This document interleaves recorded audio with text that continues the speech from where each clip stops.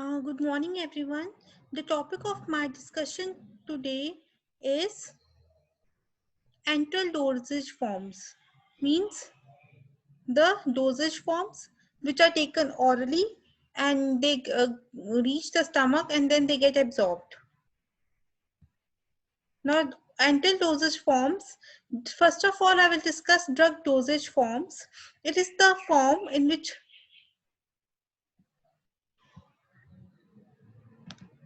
It is the forms in which drug molecules can be given to the patient. Dosage form is a mixture of the active drug component and non-drug component.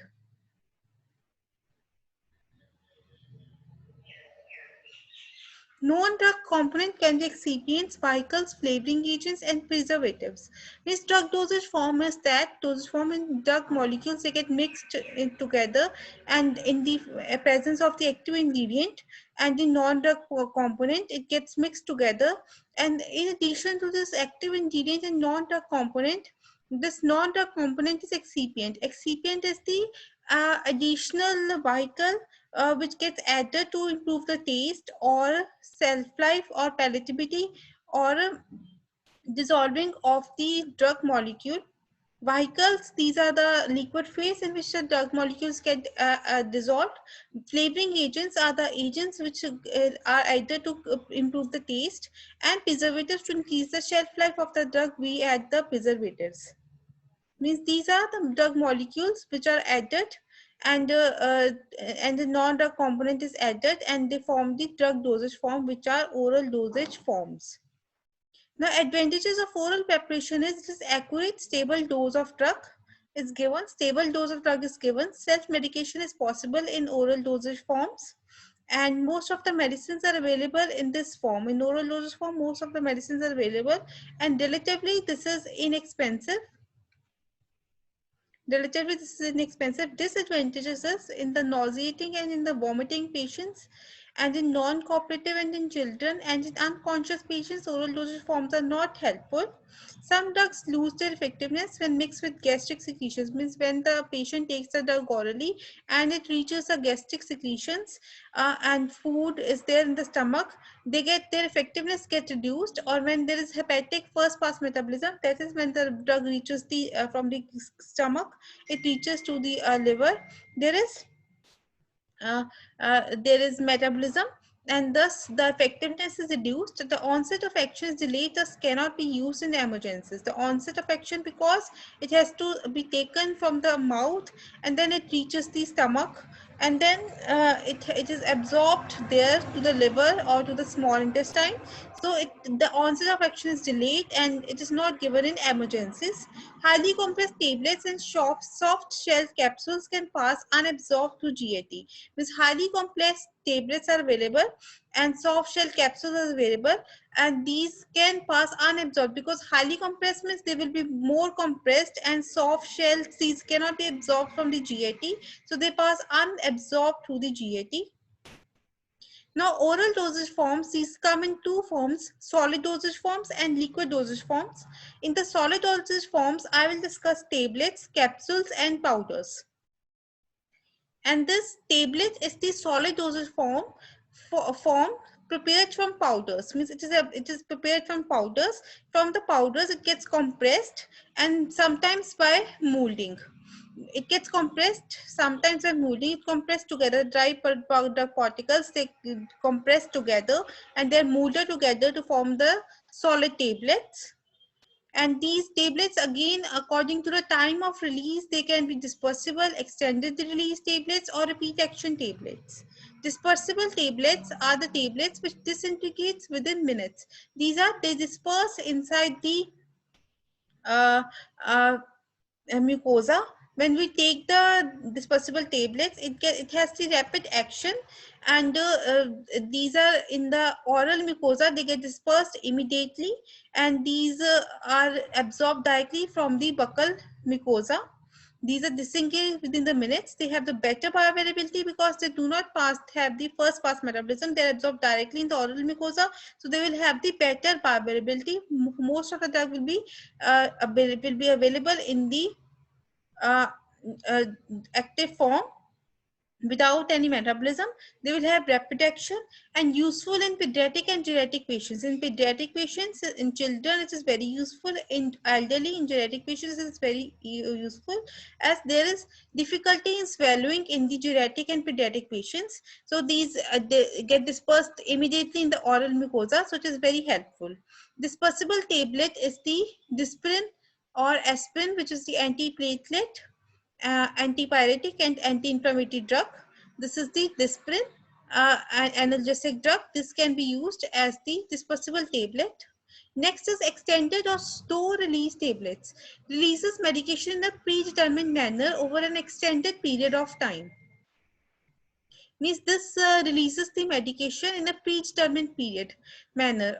Means this will have the slow release of the tablets. Means these tablets are available as the long acting tablets, and their particles get released in the blood, in the body of the patient, in the blood at certain periods of time, specific periods of time. So they have the extended period of action, and they provide sustained means the stable blood plasma drug levels are maintained, and there is a reduction in dosing frequency because these drugs, they have the longer duration of action, so their dosing frequency will also be reduced, and they will enhance the compliance means adherence of the patient to take the medication. Means they will not miss the drugs, as one daily dose is required as the extended release tablet, because it has a sustained action and longer acting, so dosing frequency is reduced. Example is indomethacin, which is the non-steroidal anti-inflammatory drug, which is the analgesic, which can be used as the extended or slow release tablet. Next is repeat action tablets. This have the two portions, immediate release or delayed release. And this example is cetirizine and pseudoephedrine. Cetirizine is the antihistaminic drug. There are two portions of the repeat action tablets, immediate release and delayed release. Cetirizine is the antihistaminic drug, and pseudoephedrine is the nasal decongestant, which can be given in combination as the repeat action tablet. This they will have the repeat action in the body. Coated tablets are divided into sugar coated tablets, film coated tablets, and enteric coated tablets. Now, first of all, I will discuss sugar coated tablets. These are having the masking, or they mask the bitter taste. They have sugar coating around them. They will mask the bitter taste. Example is called chloroquine tablet or ferrous sulfate tablet. Chloroquine, which is used in the treatment of malaria, and the ferrous sulfate tablet, which is given in the iron deficiency anemia. For the treatment of iron deficiency anemia, these are sugar coated, so their taste is masked. Film coated tablets, this thin layer of polymer coated over tablet. This is the thin layer of polymer. Thin layer of polymer is there, which is coated over the tablet, and these are more durable. They mask the bitter taste. And example is again quinine, which is the anti-malaria drug, and mebendazole, which is the anti-helminthic drug. Now, enteric coated tablets comes in the form of, they are coated with cellulose, acetate and gluten. Cellulose, acetate and gluten is the covering of the enteric coated tablet, and this coating is resistant to gastric acid but get disintegrated in the alkaline intestine. Means this when reaches the, it is enteric coated, and when it reaches the stomach, it is resistant to gastric acid. Means it is not absorbed in the gastric acid, but it gets disintegrated in the alkaline medium, that is in the small intestine. So active drug is protected from destruction in the acidic pH, that is in the stomach, and there is less gastric irritation is induced. Means mostly the non-steroidal drugs or the proton pump inhibitors, these are given in this form.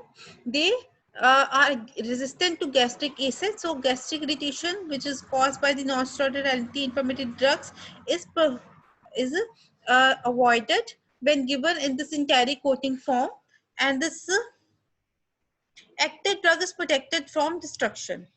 So this is destruction is active drug is protected, and incidence of the gastric irritation is reduced. The sublingual tablet is the tablet which kept beneath the tongue, and it bypasses the first sublingual tablet. Example of sublingual tablet is the nitroglycerin tablet, and this nitroglycerin tablet It bypasses the first pass metabolism and rapid action on rapid onset of action. Irritant drugs cannot be given. Irritant drugs, they cannot be given, and because they are kept in the tongue, so it will bypass the first pass metabolism. It will have the rapid action of onset, and just irritant drugs to the mucosa, they cannot be given by this route. And this by this route, nitroglycerin tablet for treatment of acute attack of angina can be given. How we have to use it, we have to crush the tablet, keep it below the tongue, and if we experience any untoward event, we can spit it out. Example is GTN, glycerol dinitrate tablet, isosulfide dinitrate tablet. For the treatment of acute attack of angina, we give this sublingual tablet. Lozenge, it is the tablet containing drug with sugar and gum. This sugar and gum is there present in this lozenge, and later they give the sugar and gum give the strength and cohesiveness. Cohesiveness means adherence to the particles of the drug to the lozenge, facilitating slow release of the medicament. The sugar and gum will lead to slow release of the medicament, and this it is used as chewing or sucking for providing local effects in the mouth or throat for sore throat or cough remedies. Example, Strepsil.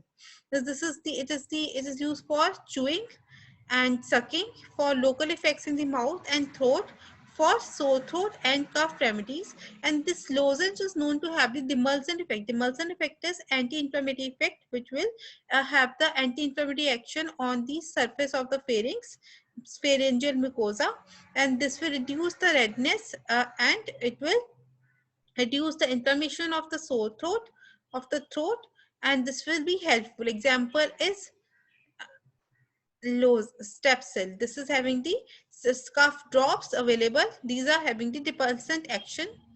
Now, rectal dosage forms are suppositories. Suppositories are the medicated mass. These are cone shaped, and whenever they are inserted in the rectum or vagina, they get melt down at body temperature, and then they are absorbed directly from the rectum or vagina. In the rectum, the suppository name is rectal suppository, and in the vagina, the suppository name is vaginal suppository or pessaries. Rectum suppositories can be given in case of constipation, so to reduce the to have the analgesic effect in the hemorrhoids, in the piles, and vaginal suppository in cervicitis, urethritis. Antibiotics can be given as the suppositories. Effervescent tablets. Effervescent tablets are uncoated tablets that generally contain acid substances, citric and tartaric acids, and carbonates and bicarbonates, and which rapidly in the presence of water which react rapidly in the presence of water by releasing carbon dioxide. Means these are the tablets which contain the citric and tartaric acid in them, and also carbonates and bicarbonates in them, and they get rapidly released in the body. They release carbon dioxide.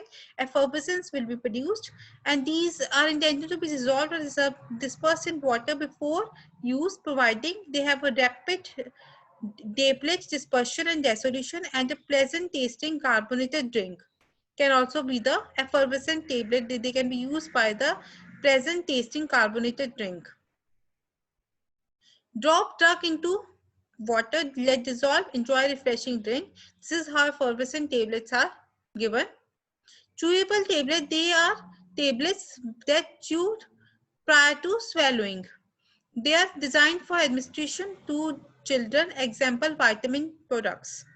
Chewable tablets, these are the tablets that are chewed before swallowing, and these are given in the children like vitamin products. In the various nutritional deficiencies, we can give vitamin products to the children. Capsule. Now another form of the dry powder, dry tablet is the solid dosage form is the capsule. It contains medicinal substances in a gelatin shell. Advantage: mask the unpleasant taste of its contents. It is advantageous of its contents. It has the gelatin shell over its surface and soft, and these can be divided into hard shell capsules and soft shell capsules. Hard shell capsules, these are having the uh, uh, uh, coating over the surface, gelatin coating over the surface, and that contains the dry drug particles. So These are having the dry drug particles. And soft gel capsules, they have the oils, or used for, primarily used for oils, and active ingredients is in them is dissolved or suspended in oil. Oil is the vehicle, and active ingredients, it gets suspended or dissolved in the oil. Means the liquid medium is present in the soft gel capsules. They have the soft gelatin shell over the surface, and in hard gel capsules, dry powders are available in the covered in the gelatin shell. And soft gelatin capsules, example is nifedipine capsule, which is the calcium channel blocker, the hydropyrimidine group of drug used in the treatment of hypertension, angina, and congestive heart failure. Hard shell capsules are amoxicillin capsules, which is the extended spectrum penicillin, as they used as the antimicrobial agent. Spensules are the special types of capsules. These are also long acting capsules. Sustained release capsules are there, in which there is different color of drug particles are available in the capsules, which get released in the body at particular periods of time. After a particular period of time, some drugs are released at different periods of time, and they have a longer duration of action, and their low frequency is required for intake, and one dose is sufficient for the action. The ends of the bodies and the caps of the capsule are highly tapered. And this is the structure of the spensule, which is the longer acting capsule. This is the ends of the bodies, and the caps of the capsule are highly tapered. Volvulus, the cap is left as rounded, and end of the body is tapered. Now these are the examples of the diagrams of various solid dosage forms. This is tablet. This is the either sugar coated tablet, or it is just a tablet. Dry particles are compressed together, molded together to form rounded or cylindrical tablets. Core tablets are the film coated tablets, which have the partition in them, which they will be uncoated tablets, and those which do not have the partition, that are film coated tablets. Core tablets, which are having the partition in them, these are uncoated tablets. Entirely coated tablets are the tablets which have the cellulose gelatin shell, or cellulose acetate on the surface of on their surface. These are coated with enteric coating, and these are resistant to gastric acid, and they get absorbed in the small intestine. So these are helpful in the drugs which causes irritation in they're resistant to absorption in the stomach. So these are which causes irritation in the stomach. Those drugs can be given by the enteric coated tablets like NSAIDs. Capsules are, these are hard shell capsules, which are having the gelatin coating over the surface, and they have the dry powdered particles. These are hard shell capsules. These are controlled release capsules, or the spensules, which have different colors of the drug particles in the surface, and these different colors get released in the body at particular period of time, and these can be used just once daily dosing. Gelatin capsules are the soft gel capsules which have the oily base, and the drug particles can be suspended or dissolved in this oily medium. And these are soft gelatin. Liquid medium is there in the soft gelatin capsules. Next is powder. There are two kinds of powder intended for internal use: bulk powders and divided powders. Bulk powders are just solid loose drug particles of varying degrees of fineness. They contain one or more active ingredients with or without excipients, and if necessary, coloring matter and flavorable substances. Means these are the powders, these are the drug particles.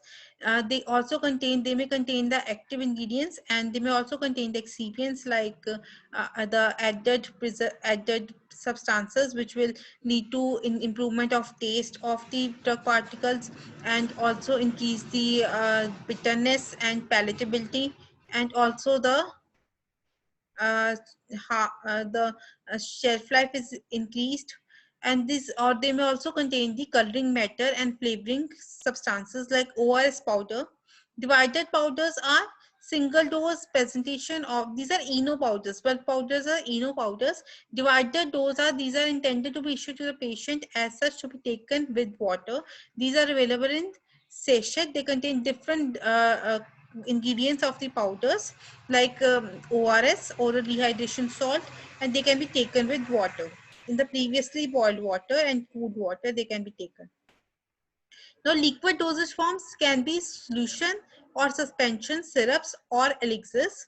Solution is the oral solution is the clear liquid preparation for oral use containing one or more active ingredients dissolved in a suitable vehicle.